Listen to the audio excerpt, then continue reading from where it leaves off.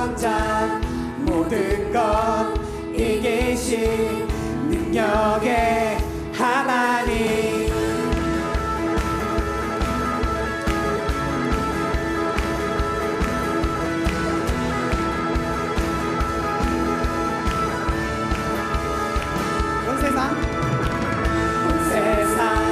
창조주 온 세상 구원자 모든 것 이기신 능력의 온 세상 하나님 온 세상 창조주 온 세상 구원자 모든 것 이기신 능력의 하나님 모든 만물 주를 찬양해 모든 민족 주께 경배해 모두 승리하리 열방 없게 되리 하나님께서 통치하시네 모두 승리하리 열방 없게 되리 위대하신 왕 여호와 하나님 열방을 우리에게 주셨네 그 명령 따라서 열방을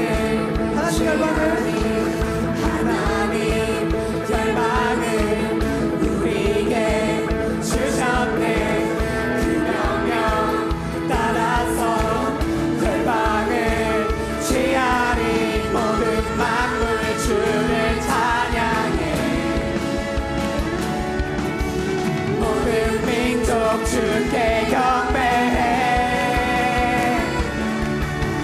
모두 승리하리 열방 없게 되리 하나님께서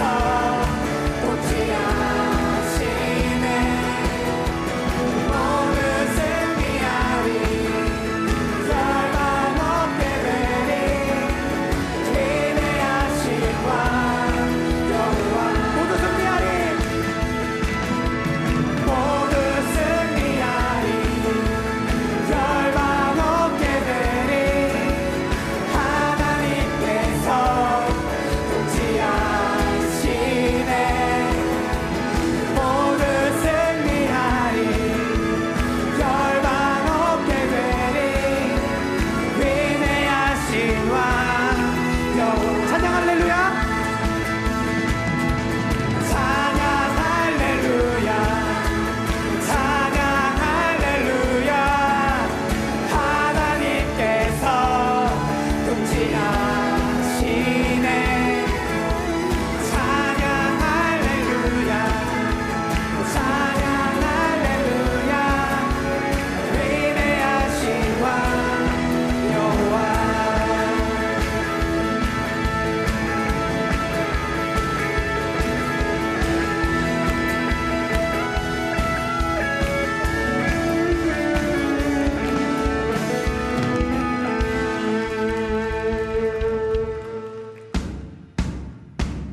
다시 박수치면 찬양이 원합니다.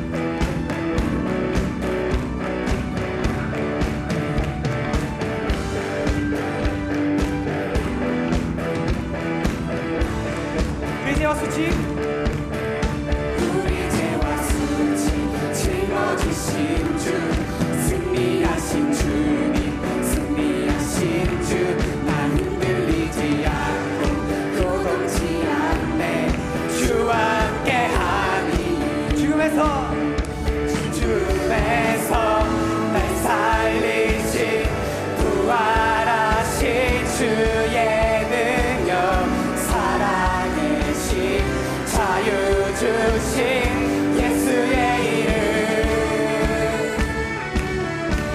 죽음에서 날 살리신 주 이름 높여 선포해 나의 상처 치유하신 예수의 이름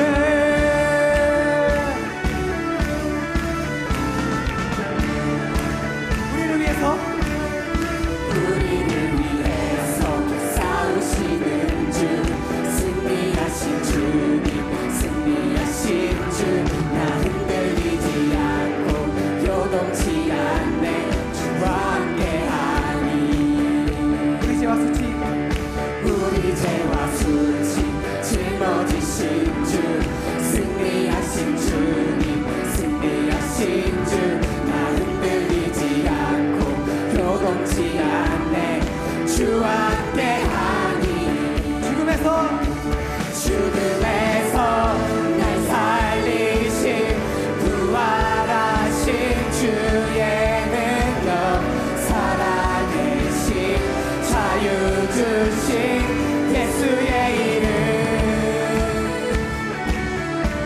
죽음에서 날 살리신 주 이름 높여 선포해 나의 상처 치유하신 예수의 이름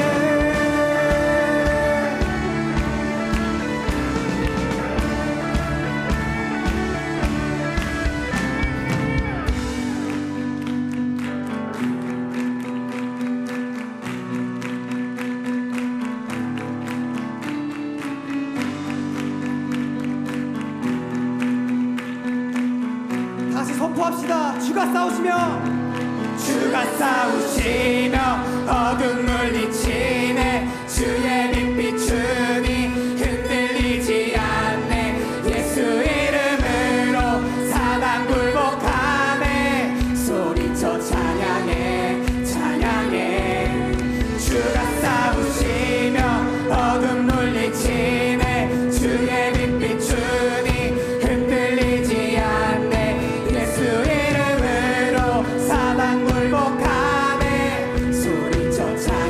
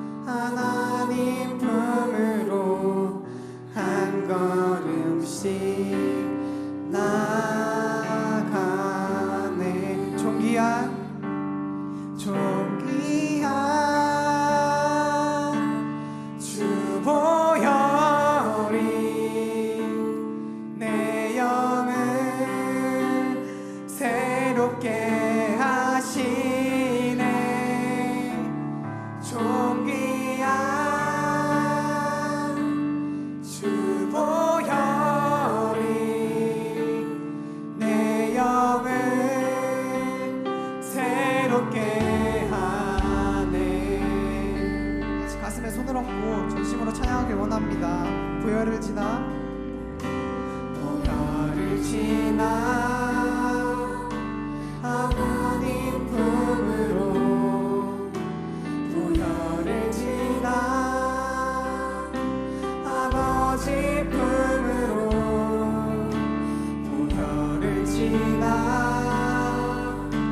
하나님 품으로 한 걸음씩 나가 보혈을 지나 보혈을 지나 하나님 품으로 보혈을 지나 아버지 품으로 보혈을 지나 하나님 품으로 한 걸음씩 나가네 존귀한 존귀한 주 보혈이 내 영을 새롭게 하시네 존귀한 주 보혈이 내 영을 새롭게 하네 존귀한 존귀한 주 보혈이 내 영을 새롭게 하시네 존귀한 주 보혈이 내 영을 새롭게 하 존귀한 주 보혈이 내 영을 새롭게 하시네 존귀한 주 보혈이 내 영을 새롭게 우리 목소리로 찬양하시겠습니다. 존귀한 주 보혈이 내 영을 새롭게 하시네 존귀한 주 보혈이 내 영을 새롭게 하네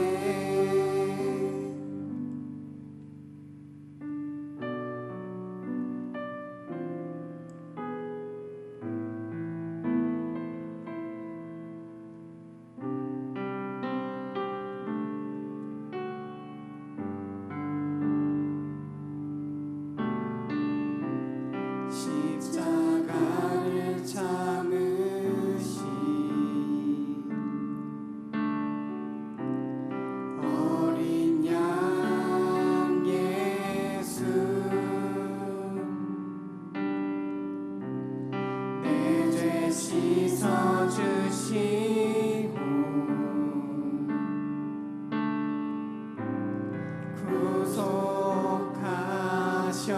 구속하셨네 어둠을 물리치신 어둠을 물리치시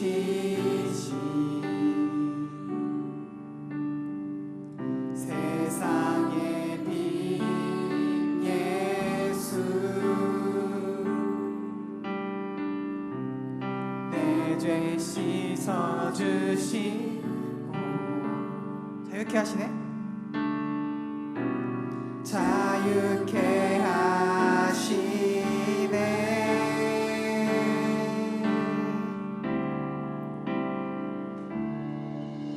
예수 하나님의 완전한 사랑 예수 하나님의 값없는 은혜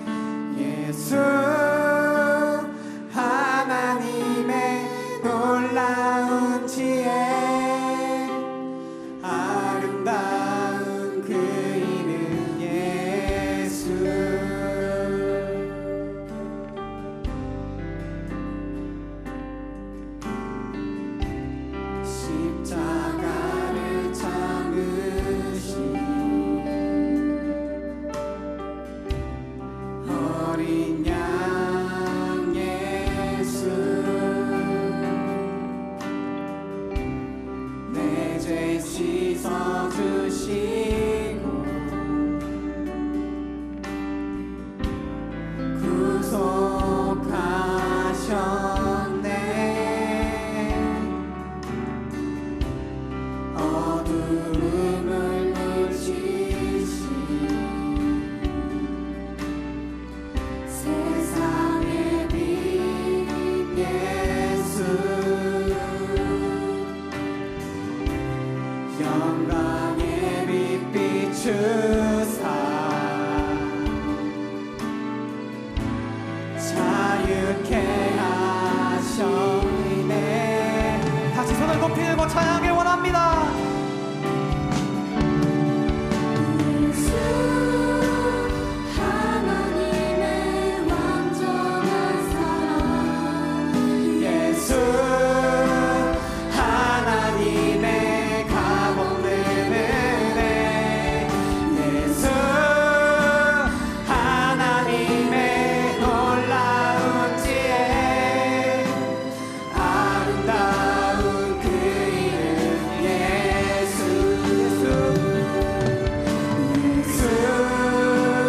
하나님의 완전한 사랑 예수 하나님의 값없는 은혜 예수 하나님의 놀라운 지혜 아름다운 그 이름 예수 주 같은 분 없네 주께 영광 돌리세 주 같은 분 없네 주께 영광 돌리세 주 같은 분 없네. 주 같은 분 없네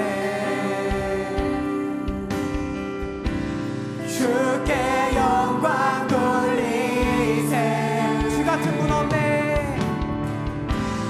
주 같은 분 없네 주께 영광 돌리세 주 같은 분 없습니다. 주 같은 분 없네 주께 영광 돌리세 주 같은 분 없네. 주 같은 분 없네 주께 영광 돌리세 주께 영광 돌리세. 주께 영광 돌리세 주께 영광 돌리세. 주께 영광 돌리세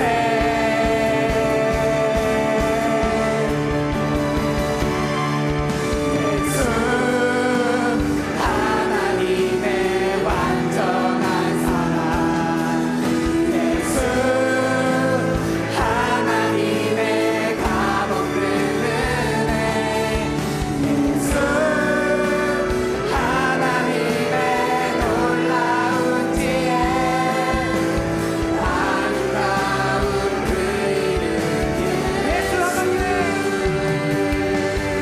예수 하나님의 완전한 사랑 예수 하나님의 값없는 은혜 예수 하나님의 놀라운 지혜 아름다운 그 이름 예수 말씀 시간을 위해 기도합시다.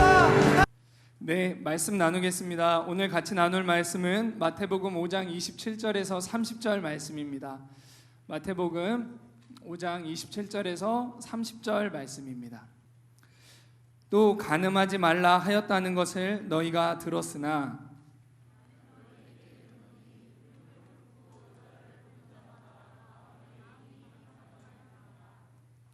만일 내 오른 눈이 너로 실족하게 하거든 빼어내버리라. 내 백체 중 하나가 없어지고 온 몸이 지옥에 던져지지 않는 것이 유익하며, 또한 만일 내 오른손이 너로 실족하게 하거든 찍어내버리라. 내 백체 중 하나가 없어지고 온몸이 지옥에 던져지지 않는 것이 유익하니라. 아멘. 오늘 말씀의 제목은 찐 그리스도인의 삶 두 번째입니다. 간음하지 말라예요. 여러분, 책 한 권이 얼마나 힘이 있을까요? 책 한 권으로 전쟁보다 많은 수의 사람이 죽었고요. 책 한 권으로 사람의 조상이 미생물이며 원숭이라고 믿는 학문을 진리처럼 받아들이게도 됐어요. 칼 마르크스라는 사람이 자본주의에 대항하기 위해서 쓴 자본론을 통해 사회주의, 공산주의가 확산되어서 소련, 중국, 북한, 캄보디아 등 이들 나라에서 1억 명 이상의 사람들이 죽었습니다. 책 한 권으로. 또 다윈의 종의 기원이라는 책에서 하나의 가설과 같이 제시된 그 진화론이 과학의 근본이 되어서 무신론을 지금까지도 전파하고 있어요. 이 책들보다 훨씬 더 강력한 영향력을 끼치는 책이 있습니다. 성경이에요. 성경은 지금까지 전 세계적으로 가장 많이 번역되어서 사람들에게 읽혔을 뿐 아니라 전 유럽과 아시아, 아프리카의 사회, 경제, 체제까지도 변화시켜버린 그런 책입니다. 우리가 성경을 바로 배우고 알면은 우리의 인생이 변하게 되는 거예요. 우리는 하나님이 우리에게 주신 그 성경 말씀을 이 예배를 통해서도 매주 배우고 또 나누고 있어요. 성경은 모든 분야를 다 다루고 있습니다. 신에 대해서, 영적 존재와 세계에 대해서, 또 관계와 물질에 대해서, 법에 대해서, 나라에 대해서, 그리고 성에 대해서도. 여러분, 이 말씀을 잘 배우고 확신하는 일 안에서 늘 살아가게 되시길 바랍니다. 이 성경을 무기 삼아서 우리를 혼란스럽게 하는 이 시대에 흔들리지 않고 진리 안에 살아가게 되시기를 축복합니다. 아멘. 크게 합시다. 네.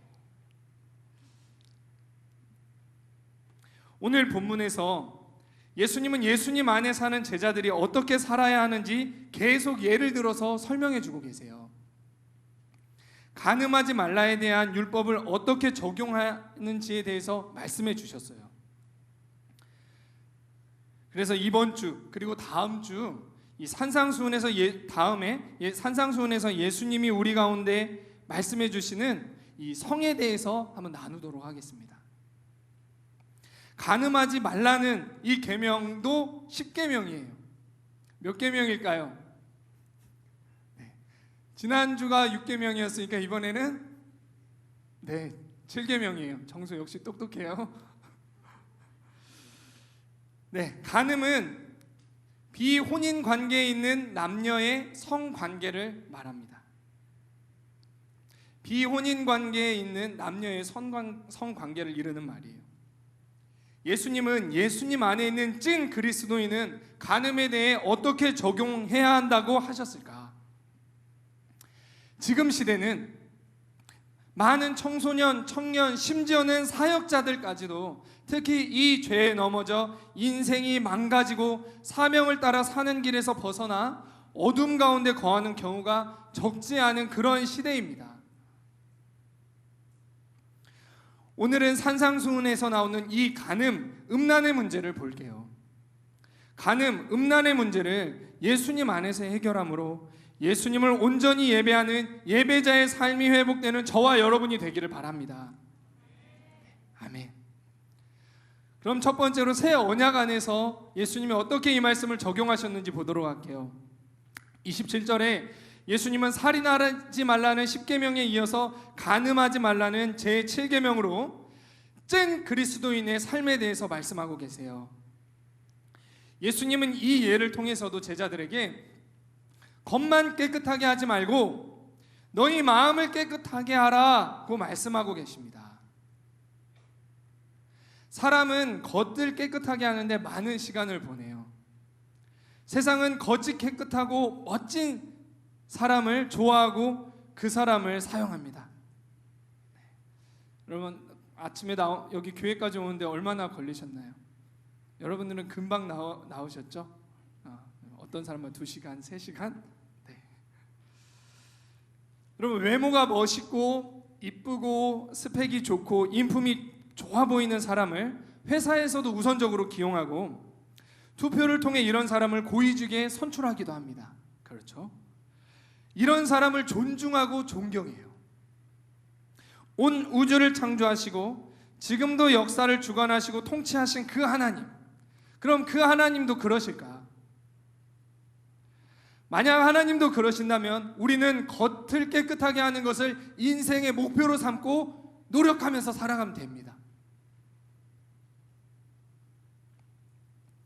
하나님께 쓰임받는 인생을 사는 것이 가장 가치 있는 인생을 사는 것인데, 그럼 주님은 어떤 사람을 사용하실까?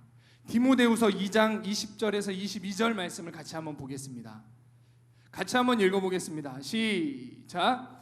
큰 집에는 금그릇과 은그릇뿐 아니라 나무그릇과 질그릇도 있어 귀하게 쓰는 것도 있고 천하게 쓰는 것도 있나니, 큰 집은 하나님이 통치하시는 모든 세계를 말해요. 그릇은 우리를 말하고요. 그곳에는 금, 은, 나무, 질그릇 등 다양한 그릇이 존재합니다. 요즘식으로 말하면 금수저, 은수저, 나무수저, 흙수저가 있는 거예요. 이 중에 하나님께 귀하게 쓰임받는 그릇도 있고요, 천하게 쓰임받는 그릇도 있다고 하나님이 우리 가운데 말씀하십니다. 귀하게, 조금 덜 귀하게, 아니면 오히려 악하게 쓰임받는 인생이 있는 거예요.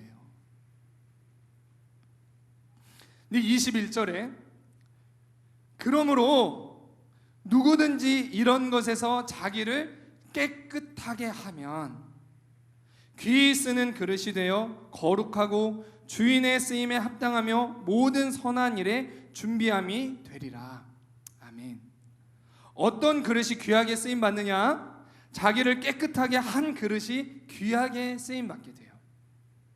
이 그릇은 주인의 쓰심에 합당하다고 말씀하셨고 온갖 선한 일에 사용하시는 그 그릇이라고 얘기하십니다.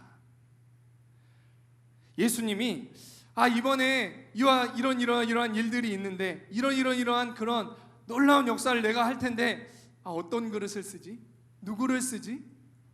이렇게 생각하실 때, 이런 마음을 품고 계실 때 어떻게 하신다는 거예요?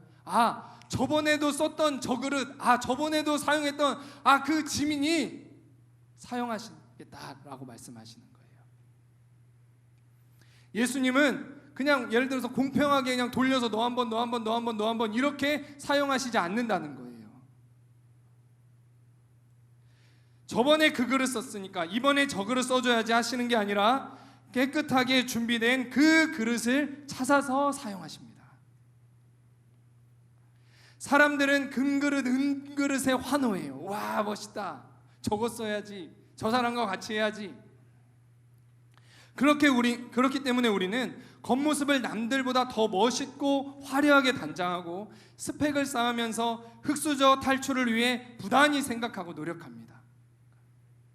여기서 한번 생각해 봐야 할 것은, 열심히 흙수저 탈출을 위해 세상 사람이 부러워할 성공을 목표로 삼았는데 주님이 사용하시지 않거나 천하게 쓰임받는 인생이 된다면 한 번 사는 나의 인생, 잘못된 인생을 산게 된 걸 거예요. 그러나 재질은 부족하더라도 흙수저여도 말씀을 따라 자신을 깨끗하게 하면 하나님이 온갖 선한 일에 들어쓰시는 가치 있는 인생을 살게 되는 것입니다. 말씀으로 자신을 깨끗하게 하는 사람의 열심히 한 공부와 그 준비들을 하나님이 사용하시는 것입니다. 한 번뿐인 인생, 선한 도구로 하나님께서 귀하게 쓰시는 그릇으로, 하나님이 즐겨 사용하시는 그릇으로 쓰임받게 되기를 바라요. 이상하게 나는 부족한데 주님이 나한테 뭔가 자꾸 맡겨주셔. 주님이 나를 깨끗하게 보시기 때문에 그런 줄로 믿으시기 바랍니다. 저 사람 너무 멋있고 화려한데 이상하게 연약하고 부족한 나만 자꾸 불러. 주님의 눈에 여러분이 합당하시기 때문에 그런 줄로 믿습니다. 하나님께 쓰임받는 그릇이 되기 위해서는 내 마음을 깨끗하게 해야 해요. 바울은 사랑하는 제자, 그리고 영적인 아들인 디모데에게 마음을 깨끗하게 하라고 하면서 뭐라 얘기했냐면 22절에 청년의 정욕을 이야기하셨어요. 디모데후서 2장 22절에. 이것도 같이 한번 읽어보겠습니다. 시작. 그러므로 너는 청년의 정욕을 피하고 주를 깨끗한 마음으로 부르는 자들과 함께 의와 믿음과 사랑과 화평을 따르라. 아멘. 겉으로는 그럴듯하지만 마음속으로 또는 보이지 않는 개인의 삶 속에서 은밀히 지을 수 있는 죄가 간음, 음란이에요. 하나님이 사용하시고자 하는 사람들을 넘어뜨리는 죄가 음란이기 때문에 사도 바울은 사랑하는 아들이자 제자이며 한 교회의 리더인 디모데에게 청년의 정욕을 피하라고 말씀하고 있는 것입니다. 우리가 하나님께 쓰임받고자 한다면 더더욱 바울의 권면처럼 이 음란을 주의하고 말씀을 따라 우리의 마음을 깨끗하게 해야 해요. 이 음란에서 벗어나 정결케 되는 은혜가 있기를 소망합니다. 그럼 간음이 뭐냐? 뭐가 간음이냐? 예수님은 율법을 완성하기 위해 이 땅에 온 내 안에 있는 너희들은 새 언약을 따라서 이제는 살아야 하는데, 새 언약 안에서는 28절에 본문 28절에 보면 간음하지 않았더라도 마음의 음욕을 품고 여자를 보는 것도 이미 간음한 것이라고 하셨어요. 질문이 있습니다. 저를 한번 봐주시고요. 여러분, 성욕이 죄일까요? 성욕이 죄예요? 이성을 좋아하고 성적 요구가 있는 것이 죄예요? 조금 어렵다. 그럼 여러분, 식욕이 죄예요? 밥 먹고 싶다, 간식 먹고 싶다, 죄예요? 식욕은 죄가 아니죠. 그럼 뭐가 죄예요? 식탐이 죄예요. 너무 뚱뚱해서 더 먹으면 안 돼. 그리고 막 지방이 막 너무 몸에 넘쳐난다는 그런 병원의 그 결과를 받았는데, 그래서 이제 좀 절제해야 되는데 절제가 안 돼서 계속 먹어. 이런 식탐이 죄예요. 또 여러분, 수면욕, 잠자고 싶은 거 죄예요?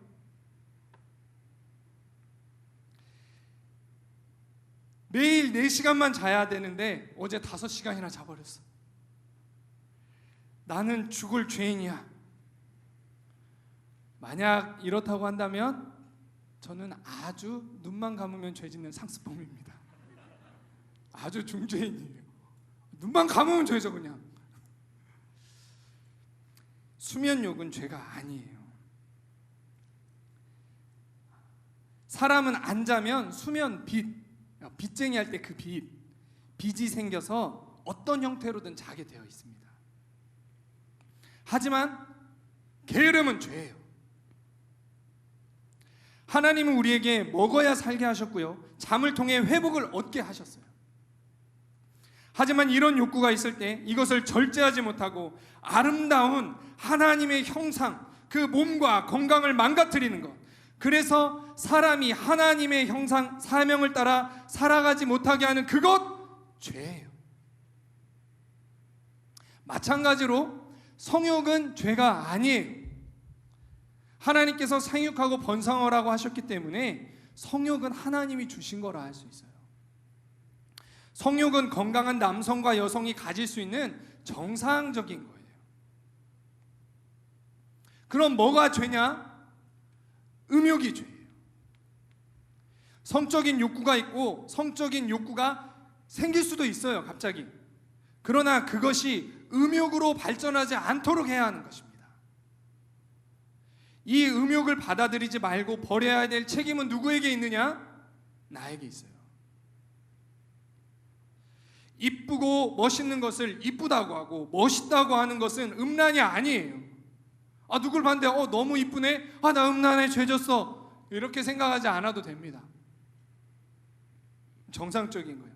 그러나 그 생각이 선을 넘을 때 제어, 즉 절제가 필요한 것이에요. 특히 형제들은 보는 것에 약하기 때문에 보는 것에 통해 성욕이 발동될 때 그것이 이상한 상상까지 가지 않도록 하는 것이 필요한 것이에요. 절제는요, 성령의 열매예요. 예수님 안에 있는 사람은 생명의 성령의 법을 따라 성욕이 음욕이 되지 않도록, 간음이 되지 않도록 생각을 절제하는 것이 필요합니다. 더더군다나 실제 간음이 되지 않도록 행동을 절제하는 것은 두말할 필요도 없겠죠. 그렇기 때문에 음란물을 보는 것은 죄입니다. 이것은 자연스러운 성욕이 아닌 음란물을 보고 생각으로 이미 간음하고 성에 대해 왜곡된 생각과 눈을 갖게 하는 것이기 때문에 죄예요. 음란물은 보는 것만으로도 내 안에 하나님이 창조하신 하나님의 형상 중에 생각과 눈을 파괴하고 내 몸을 파괴하기 때문에 죄예요. 그럼 이런 음란, 간음을 어떻게 하면 어떻게 될까? 그 죄의 결과에 대해서 한번 보도록 하겠습니다. 이 죄를 지으면 예수님은 지옥불에 던져진다고 하셨어요. 죄는 나의 영혼을 파멸로 이끌어가고 결국 예수님을 떠나 지옥불에 떨어지게 해요. 특히 음란은 예수님 안에 있는 제자들을 예수님과 교제, 예배가 막히게 하고 하나님의 사명을 위해 살지 못하게 하는 결정적인 역할을 합니다. 하나님은 우리에게 다른 죄는 몸 밖에서 짓는 죄인데 음란은 내 몸에게 짓는 죄라고 하셨어요. 고린도전서 6장 18절에서 20절 말씀입니다. 현대인의 성경을 한번 이용해 봤어요. 자, 우리 남학생들 한번 큰 목소리로 읽어보겠습니다. 시작. 여러분은 음란을 피하십시오. 사람이 짓는 모든 죄는 몸 밖에서 일어나지만 음행하는 사람은 자기 몸에게 죄를 짓는 것입니다. 왜 몸에 짓는 죄라고 얘기를 하셨냐? 19절에 나옵니다. 우리 여학생들이 한번 읽어보겠습니다. 시작. 여러분의 몸은 여러분 자신의 것이 아니라 하나님에게서 받은 것으로 여러분 안에 계시는 성령님의 성전이라는 것을 모르십니까? 우리 몸은 하나님이 거하시는 성전이기 때문에 내 몸에 비혼인 관계에서 성관계나 음란물을 보고 음행하며 음란한 것으로 채우는 것은 몸에게 죄를 짓는 것이라고 하셨어요. 그럼 어떻게 하라? 20절 다 같이 한번 읽어보겠습니다. 시작. 하나님은 값을 치르고 여러분을 사셨습니다. 그러므로 여러분의 몸으로 하나님께 영광을 돌리십시오. 아멘. 내 몸은 하나님께서 예수님의 죽음으로 값을 주고 사신 그런 몸입니다. 그러므로 이 몸으로 주님께 영광을 돌리라고 말씀하세요. 하나님이 계시는 성전에 죄를 지으면 예배가 자연스럽게 막히게 돼요. 우리는 하나님을 예배하고 하나님과 교제하도록 하나님의 형상으로 지어진 존재이고 예수님이 십자가를 통해 내 안의 예배를 다시 회복시켜 주신 그런 존재입니다. 이 음란의 죄에 빠지면 특히 다시 예배가 막히고 하나님께 영광 돌리는 삶을 살지 못하게 돼요. 하나님과 교제가 막힐 뿐 아니라 하나님께 내 삶이 드려지지가 않아요. 주님 앞에 마음껏 나를 드리고 싶은데 그게 안 되고요. 주님의 영광을 나타내고 싶은데 그 하나님의 빛이 없고 영적으로 어두움만 있게 되는 거예요. 또 이 죄를 짓게 되면 이 죄는 몸에 짓는 죄이기 때문에 스스로 어떻게 생각하냐? 더럽다고 생각하기도 하고 수치심을 갖게 합니다. 내면에서 스스로를 축복하지 못해요. 나는 더러운 사람이다 생각하면서 하나님과 하나님의 공동체를 피해서 점점 숨어서 지내게 돼요. 겉으로는 경건의 모양을 가지고 있어도 내면에서는 스스로를 정죄하고 수치스럽게 생각하기 때문에 외식하게 되고 자신 있게 찬양하지 못하게 되고 자신 있게 주님께 나를 드리지 못하게 됩니다. 내 삶을 드리지 못하게 돼요. 주님이 안 받으실까 봐. 내 속에 은밀한 죄가 나를 그렇게 만드는 거죠. 그래서 점점 하나님과 하나님의 빛이 있는 교회를 숨어서 다니게 합니다. 멀어지게 해요. 하나님이 창조하시고 사랑하시는 나인데 스스로를 부끄럽게 생각하고 스스로 생각하기를 나는 주님 앞에 쓰임받을 수 없는 존재야. 자책합니다. 하나님의 영광을 위한 놀라운 계획이 있는 사람인데 하나님은 정말 놀랍게 들어쓰시기 위해서 지금도 기다리고 계시는데 뭐라 생각하냐면 수치스럽다, 더럽다. 이런 사단의 속임으로 인해서 스스로를 주님의 계획에서 멀어지게 해버립니다. 너무나 안타까워요. 하나님의 사명을 따라야 할 자, 빛과 소금이 될 자가 사명을 따라 살지 못하고 위축되어서 영적으로 죄에 눌려있게 돼요. 음란은 내게 예배가 막히고 하나님의 사명을 따라서 살지 못하게 하는 죄의 결과를 가져다 줘요. 음란으로 스스로를 수치스럽게 여기고 학대하는 그런 사람이 있나요? 또는 예배가 막혀 있고 겉으로는 교회에서 찬양팀도 하고 많은 섬김을 하지만 하나님의 영광의 빛이 꺼져 있는 그런 사람이 있나요? 예수님은 내 안에 음란의 죄를 해결해 주기 원하십니다. 예수님은 이 죄에서 벗어나도록 나를 도우시고 권세를 나타내기를 원하세요. 이 시간 성령이 주시는 소원을 따라서요, 마음을 더 여시고 주님 앞에 겸손히 인정할 것은 인정하시며 있는 그대로 모습으로 한 걸음 한 걸음 더 예수님 앞에 나아가시기를 바랍니다. 마지막으로 해결 방법이에요. 예수님은 29절 30절에 음란의 죄를 짓게 될 바에야 한쪽 눈을 뽑고 한 손을 자르라고 하셨습니다. 무섭죠. 공포영화 스릴러급이죠. 예수님이 이렇게까지 말씀하신 이유는 죄에 대한 결과로 고통당할 죄인을 향한 안타까운 마음을 나타내신 것이에요. 그리고 이 음란 죄는 보지 말고 만지지 말고 피하라 말씀하시는 것입니다. 음란의 유혹에 대해서는 피해야 해요. 아까 봤던 디모데후서 2장 22절 말씀이에요. 또한 너는 청년의 정욕을 어떻게 하라고요?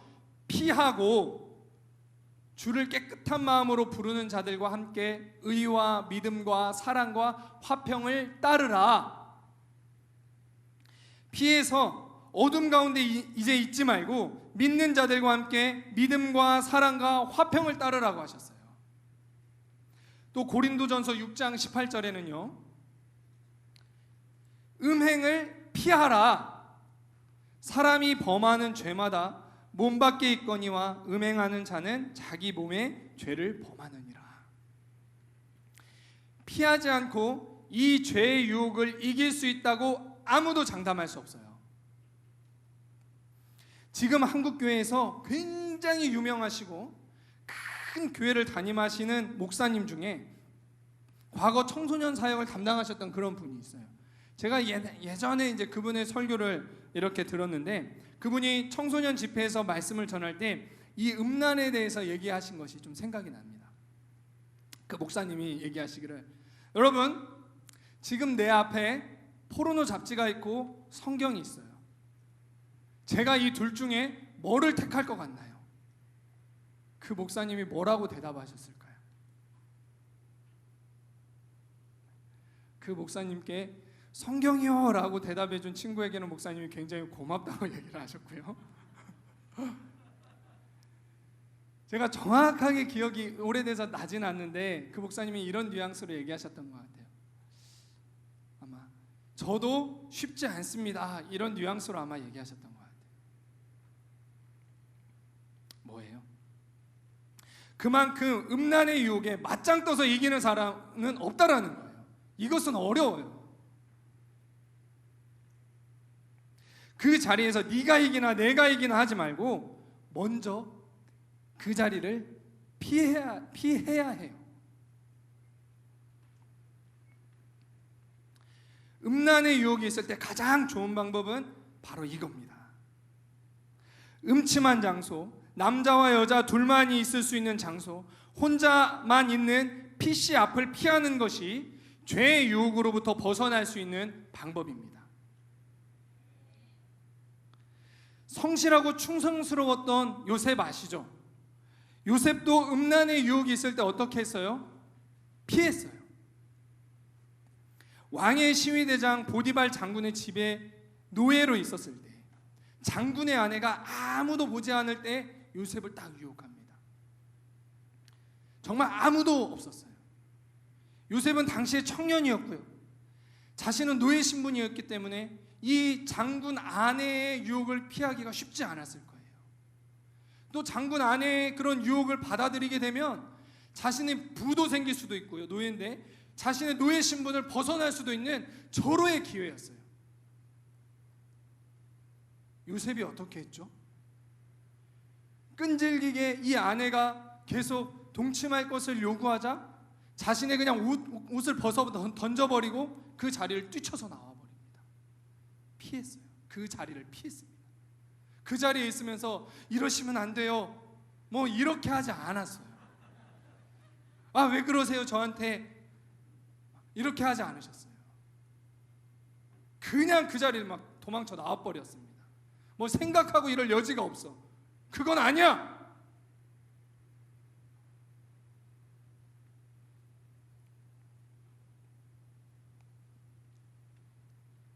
그랬을 때 하나님이 요셉을 어떻게 하셨어요?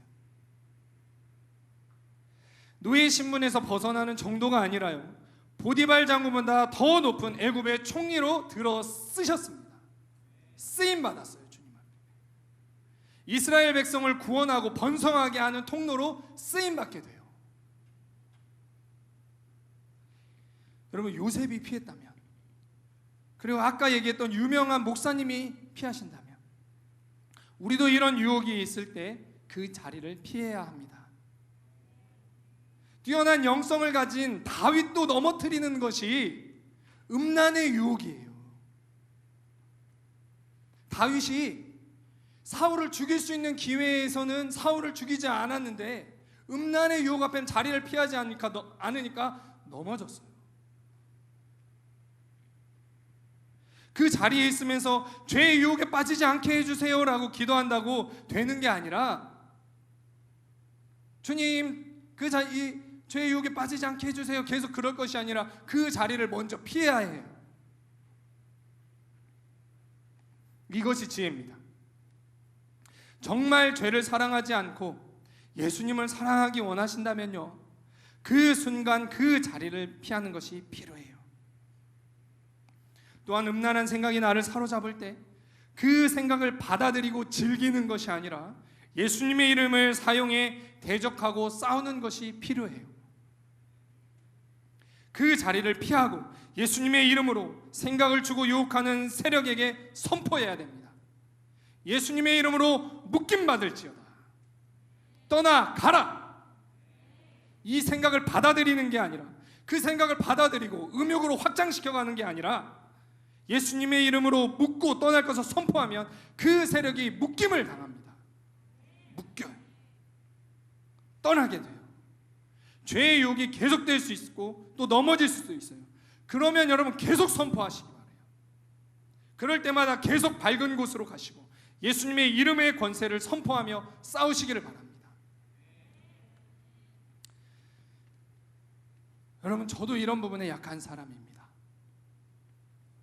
그래서 대학교 때는 이 죄에 반복적으로 넘어지자 제 방에 있는 PC를 아예 동아리 방으로 옮겨버렸어요. 그런 후에 이런 유혹에서 보호받고 벗어나게 된 결정적인 계기는 또 뭐였냐면, 군대를 전역하고 콜트를 하면서예요. 여러분, 콜트가 뭐냐면, 대학생이나 청년들이 되면은 그냥 내 집에서 나와서 신앙 훈련을 더 깊이 받기 위해서 이렇게 함께 모여서 지내는 그런 공간, 그런 훈련을 콜트 훈련 이렇게 얘기해요. 저를 신뢰하고 자신만만해하며 이 죄와 싸우려고 할 때는 번번이 실패하고 나 스스로를 정죄하고 수치스럽게 여기면서 제 얼굴에서 하나님의 빛이 사라져 갔습니다. 그러나 오히려 제 삶을 어둠 가운데 두지 않고 오픈해 놓자 죄의 유혹을 이길 수 있게 되고 음란의 죄로부터 보호받게 됐어요. 그러자 빛을 잃어 스스로 정죄하며 많은 시간을 허비하지 않고 예수님을 위해 더 준비될 수 있었습니다. 디모데후서 2장 22절 말씀 그대로예요. 어떻게 해요? 청년의 정욕을 피하고 주를 깨끗한 마음으로 부르는 자들과 함께 믿음과 사랑과 화평을 따르니까 이 죄에서 점점 멀어졌습니다. 여러분, 음란의 유혹을 피하고 주를 깨끗한 마음으로 부르는 선생님, 믿음의 친구들과 함께 하시기를 바라요. 여러분, 온라인이라 할지라도 주를 깨끗한 마음으로 부르는 여러분 친구들과 함께 모이는 그 분반에 꼭 참여하시기 바랍니다. 함께 하세요. 어두운 가운데 혼자 PC 앞에 앉아있지 말고요, 그 주를 깨끗한 마음으로 부르는 자들과 더 함께 하기를 힘쓰시기 바랍니다. 음란의 유혹이 있다면, 그 문제로 내가 자주 넘어진다면 그 자리를 피하십시오. PC로 음란한 것을 보며 음란의 죄에 자꾸 빠진다면 PC를 거실로 옮기세요. 그리고 혼자 있는 그 시간을 피하세요. 방에 꼭 둬야 된다면 방문을 열어둘 것을 제안합니다. 가족에게 내 삶을 오픈하세요. 왜요? 죄를 짓지 않기 위해서. 나만의 장소와 시간을 원하는 시기가 청소년 시기죠. 맞아요. 우리는요, 혼자 사색도 하고 독서도 하고 큐티도 하고 기도도 하고 혼자 멍도 때리고, 어쨌든 이런 혼자만의 시간이 당연히 필요합니다. 그것을 아예 없애라는 것이 아니에요. 하지만 혼자만의 공간에 있을 때 죄의 유혹이 있다면 자신하지 말고 삶을 오픈하시기 바랍니다. 그게 겸손한 거고 지혜로운 거예요. 아멘이세요?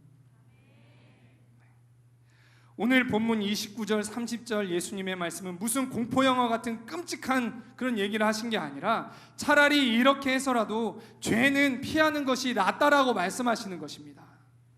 죄를 지을 바에야 눈을 빼고, 죄를 지을 바에야 오른손을 잘라라. 죄를 지을 바에야 PC를 거실로 내보내고, 죄를 지을 바에야 방문을 열어버리고, 죄를 지을 바에야 이성과 단둘이 있는 장소를 피해라. 관계가 깨어진다 하더라도 그 자리를 피해라 말씀하시는 것입니다. 예배 후에 당장 온전할 수 없을지라도 죄의 유혹이 있을 때마다 마음으로 이것을 즐기지 않고 피한다면 내 삶을 점점 오픈해 간다면 내 안에 예배가 회복되어져 갈 줄 믿습니다. 내 안에 성전이 깨끗해지고 주님과 친밀한 교제의 문이 열리게 될 줄 믿습니다. 음란의 죄와 싸움에서 승리는 예수님의 능력으로만 가능해요. 내가 싸워 이길 수 없습니다. 실패할 수도 있지만 자꾸 예수님을 부르면서 예수님 안으로 피하고 예수님의 도우심을 구하며 이 세력을 향해 예수님의 이름으로 떠날 것을 선포할 때 예수님의 능력이 이기게 하시는 거예요. 맞짱 떠서 이기는 게 아니라 주님 앞에 자꾸 주님 안에 거할 때, 주님 안에 있는 찐 그리스도인은 더 주님 안에 거하려고 할 때, 주님의 도우심을 더 구하며 나갈 때 주님의 이름의 권세가 우리를 이기게 하는 것입니다. 여러분, 죄에 대해서, 죄의 유혹이 달콤할지라도 죄에 대해서는 미워하셨으면 좋겠습니다. 이거는 미워해버리고 예수님은 더 사랑하시기 바래요.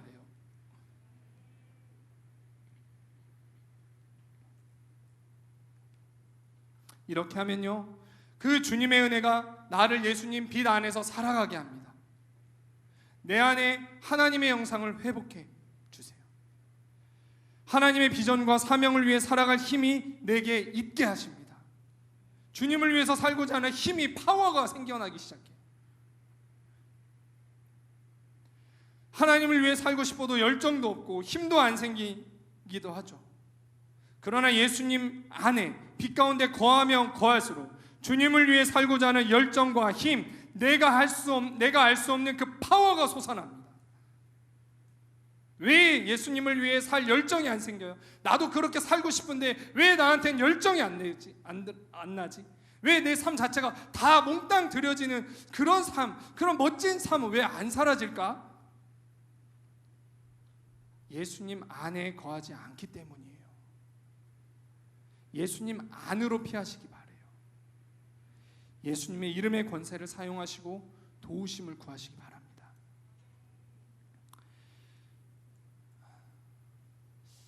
이미 이 음란의 죄에 많이 넘어졌던 그런 친구들이 있으신가요? 그래서 이 말씀이 너무나 좀 부담스러운, 직면하고 싶지 않은 그런 분들 있으실지도 모르겠어요. 스스로를 수치스럽게 생각하면서 정죄하고 있는 그런 친구들이 있나요? 여러분, 이걸 기억하십시오.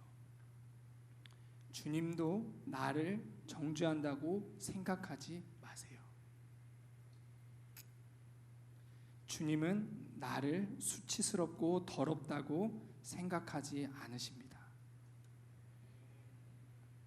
하나님은 내 죄를 사하시고 죄로 인해 파생된 내 안의 감정적인 찌꺼기와 같은 부분까지도 해결해 주기 원하세요.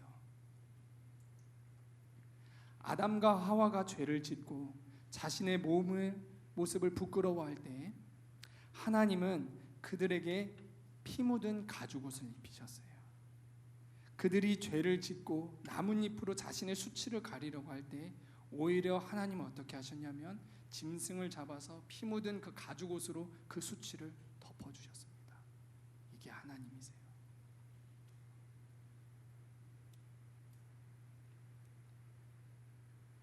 예수님이 피 흘리신 십자가를 통해서 나의 수치를 해결해 놓으셨습니다. 나의 돌이킬 수 없는 음란한 죄를 위해서 예수님이 십자가에 대신 발가벗겨지신 채로 못 박히셨어요. 수치를 당하시며 내 죄를 씻어주셨습니다. 그리고 주님이 이렇게 말씀하세요. 이제는 의롭다, 새 사람이 되었다라고 얘기해 주십니다. 고린도후서 5장 17절 말씀이에요. 그런즉 누구든지 그리스도 안에 있으면 새로운 피조물이라. 이전 것은 지나갔으니 보라, 새 것이 되었도다. 예수님 안에 거할 때 과거에 우리가 죄를 지었다 할지라도 이제는 새 피조물입니다. 깨끗한 정결한 주님의 신부예요. 예수님이 피 흘리심으로 내 죄를 다 씻어주셨어요. 다.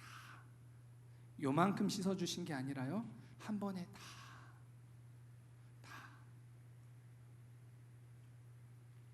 찬양했었죠. 흰 눈처럼 양털처럼. 네, 다. 이 주님 앞에 나가서 회개하시고 주님이 덮어주시는 가죽옷과 같은 그 보혈을 덧입으시기 바랍니다. 현장에서 가늠하다 붙잡힌 여인이 있었어요. 모든 사람이 그 여인을 돌로 쳐서 죽이고자 했습니다. 그때 만왕의 왕이시요 유일한 심판주 되시는 예수님은 그 자리에서 여인을 정죄하지 않으십니다. 너희 중에 죄 없는 자가 돌로 치라. 그 여인을 정죄하고 고소하는 자들의 그 소리를 잠잠케 하시면서 여인에게 다가가서 말씀하십니다. 그 여인의 죄를 용서하시면서 여기에 너를 정죄한 사람이 있느냐? 주님 없습니다. 나도 너를 정죄하지 아니하노니 이제는 가서 다시는 죄를 범하지 말아라.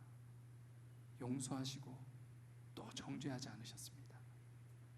이게 예수님의 마음입니다. 이 예수님 앞에 나오셔서 죄 씻음 받기를 바랍니다. 결론입니다. 여러분, 이걸 우리 꼭 기억합시다. 예수님은 죄를 지은 지금의 나도 사랑하세요. 예수님은 죄는 미워하시지만 죄를 지은 나를 정죄하거나 미워하지 않고요, 여전히 사랑하세요. 과거에 죄를 지었던 내 모습을 보고 너 과거에 그랬잖아, 그리고 나를 계속 더럽고 수치스럽게 바라보시는 게 아니라 나를 깨끗하다 말씀하시고 여전히 죄를 지었다 할지라도 나를 사랑하시는 분이 예수님이십니다. 나를 사랑하시기 때문에 어떻게 하셨어요? 대신 피 흘려 주셨어요. 이게 예수님의 사랑이에요. 세상이 흉내낼 수 없는 나 같은 죄인을 위해 목숨을 내어줄 수 있는 사랑이 예수님의 십자가 사랑이에요. 이 사랑의 예수님께로 오늘도 이번 주도 가까이 나오시고요, 주님을 사랑해서 죄를 피하시는 여러분이 되시기를 바랍니다. 죄 안에서 허우적거리고 있거나 정죄하는 그런 분, 스스로 정죄하고 계신 그런 분이 있으신가요? 정죄하지 않으시는 그 예수님께로 나오시기 바래요. 그래서 이제는 하나님의 간절한 바람, 나의 예배를 받으시기 원하시는 그 하나님의 간절한 바람, 예배가 다시 회복되길 바랍니다. 하나님과 교제의 문이 열리고 내 전체가 주를 위해서 살아가는 삶의 예배까지도 회복되기를 바랍니다. 성령을 따라 살아서 내 육체가 죄의 병기, 죄의 무기로 드려지지 않고 의의 병기로 드려지게 될 것을 선포합니다. 의의 병기로 세월을 아껴서 하나님의 사명과 비전을 따라 사는 저와 여러분이 되기를 소망하며 축복합니다.